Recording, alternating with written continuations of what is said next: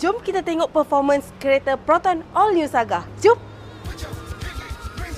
Enjin 1.5 CVT 4 silinder sekarang direka untuk memberikan prestasi yang lebih hebat dan pengalaman pemanduan yang lebih lancar dengan kemampuan menghasilkan 120 horsepower serta torque maksimum sebanyak 150 Nm.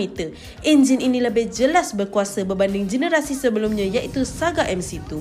Selain daripada prestasi yang dipertingkat, enjin ini juga mengalami penambahbaikan dari segi teknologi dalaman. Sebagai contohnya, enjin dahulu menggunakan timing belt, manakala sekarang menggunakan timing change yang bukan sahaja lebih jimat tetapi juga lebih tahan lama, lasak dan kurang memerlukan penyelenggaraan.